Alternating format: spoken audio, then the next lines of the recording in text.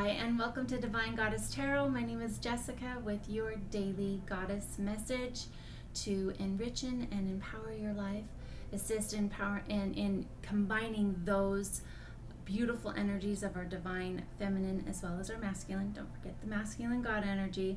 We've got that to center, to have our consciousness and direction. So with balancing these, we are going to basically create in harmony with the balance of power versus focus. So let's get started. I have a new deck that I mentioned the other day. It is the Guidance of the Goddess deck. So we've got more new goddesses as well that I'm adding, that has been added to the mix. So we're going to learn probably about those. We've got 3 today. So we've got Gaia for mindfulness. We've got Bronwen for patience. And we've got Hathor for generosity. Those are a beautiful combination. And we are going to define this a little bit better with tarot to see where that energy goes and what the message is for you in this beautiful day to take out in the world with the life that you are creating. So let's see what these 3 goddesses would like to say right there. So we've got the Wheel of Fortune, very much that one. We've got 9 of Pentacles. Wheel of Fortune is, to me, and what I'm hearing is very worldly. It's all the elements. It's all earth, air, fire, and right there and there. We've got the Chariot and earth. So we've got all the elements. We've got the Chariot, 7 of Cups. Let's see, Ace of Pentacles. Right there. 4 of Wands. Beautiful. So some of you, we've got a few. They are jumping today. So let's do Hierophant. This one, 10 of Cups in reverse. And we're going to do King of Swords, Lovers, and 7 of Swords. So, and let's clarify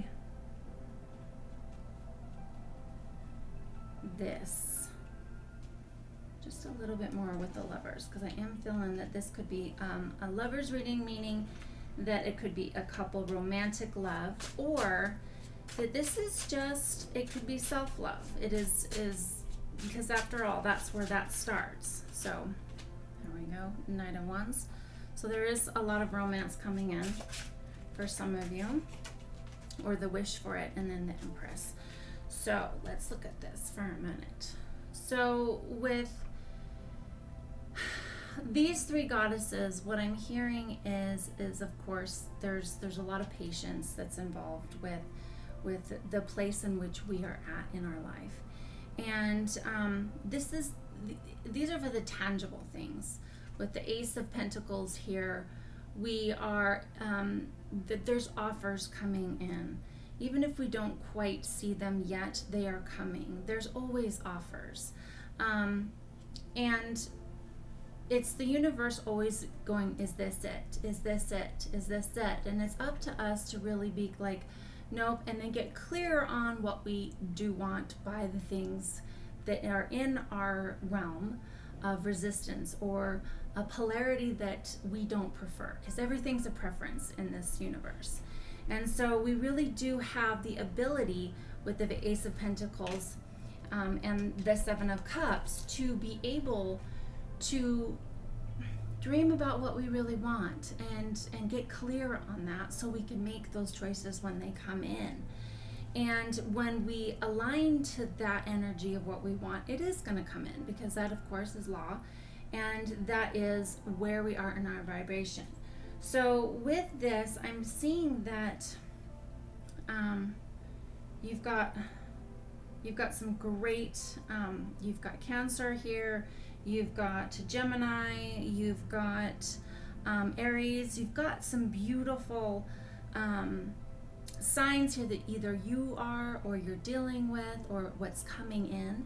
And so I'm hearing with the goddess Hathor to be generous with your own energy of believing, of that patience, of that tuning into your nature, to the earth, and looking at all of the things you have created this far, and not getting discouraged on perhaps what hasn't worked. So the 10 of Cups is in reverse. So perhaps you had a divorce or some pretty sticky and yucky and hurtful breakups. So don't get stuck on that. Heal yourself from that time, and really go into your knowing, into with the Empress as well as the Hierophant. You've got some compassion here. You've got that really great goddess energy that is nurturing, that when you aren't exactly where you want to be, that it's time to go within and be mindful. Gaia is all about that mindfulness, that connection to earth, the connection to and be grounded. And I do see that with the King of Swords here, that grounding is extremely important. You know, I love how that we are able to, with a conscious and evolved evolution of knowing vibration and our chakras and knowing how to connect to our higher self is beautiful. But we can't on this realm go around with our heads in the clouds. I mean, we can. It's just it's not very productive. It's not being able to also connect with others. If we're so far up, we can't even connect with this level. So balance is really important to be able to be grounded on this plane of the goddess Gaia, of earth, of Mother Earth. We have to be grounded. This is where we're at. And so yes, tune in, meditate, go to those places for our higher selves to reach guidance for while we are here. But if we are so out of tune with able to be here and be in a relationship with others, we're really missing it. We're not taking the curriculum. We're here to learn to remember who we are and to, well, create the lives we want. And we do that through contrast, and we do that through this resistance of being in this plane. It's beautiful. It's all about the expansion. So the Lovers card, it is, I'm seeing in the future. I am also seeing that with the Lovers, the Seven of Swords is here. It doesn't really mean that there is lying and deceit. To me, what I'm hearing is there's a new way of being. And I really do feel that our world is reaching out for another way. And sadly, we have the tendency that we're withdrawing completely. And there is, of course, a time and a place for that. But once things come to us with offerings, with those pentacles come to us, something in this form, we've got to risk. We've got to take the risk to discover what it's like. And I am seeing the Four of Wands. This is new beginnings. This is love. And it could be perhaps being in a relationship with someone that you've had a lot of turmoil, and maybe it's a new start. Maybe time has passed, and this is a time for being generous with your heart one more time. And so I'm not really feeling like that there's anything stopping other than just using wisdom. The Empress and this Knight of Wands energy is really beautiful and romantic and loving and nurturing. So whoever this person is, it's either on its way, or I'm also even just hearing that it was someone from your past, that perhaps there was a lot of growth that was needed, and there might be something to discover again and give it another shot. I have a friend who had a 4-year break up with their person, and 4 years later they had done growing. They just never got over each other, and they did it again, and they have kids now, and it's beautiful. And so You never know. Of course, it's sometimes hard to go back, but if you're so young and inexperienced and you give a relationship a try and it doesn't work, maybe it's just not for right now. So, but live in the moment, move with life in the flow of life, and having that generosity to yourself of compassion, love, and it will ripple out into the world, because remember, taking that time to yourself is so important. You could be dreaming about this person. You could be having perhaps just a different form of connection with them. And it is all about making choices right now, of whether or not you want to give it a shot again. And always ask yourself, will this create peace in my life if you give it another try, or give it a try? And then if it doesn't work out, you know for certain, you know that without any question that there isn't any regret of the what if.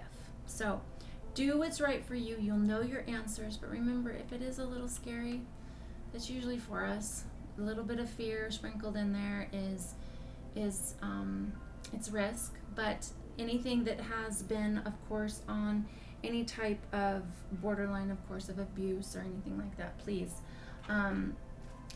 really consider that. And if you haven't been to a therapist or anything like that, make sure to go before you make any decisions on returning to someone that was not okay.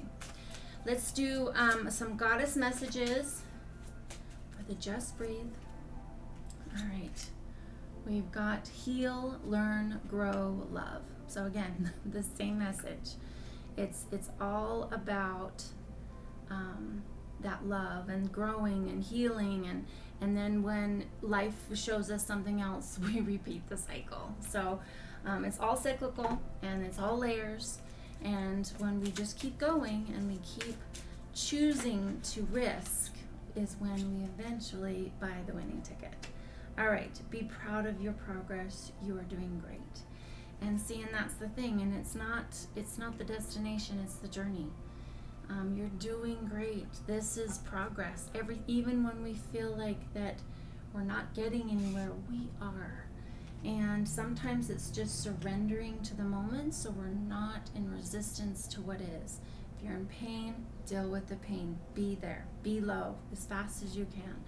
And then when you can, get up and keep moving on how you can live in the moment and eat in a more enriched life. If it means just nurturing yourself with a cup of tea, a bubble bath, a walk in the park, something really easy.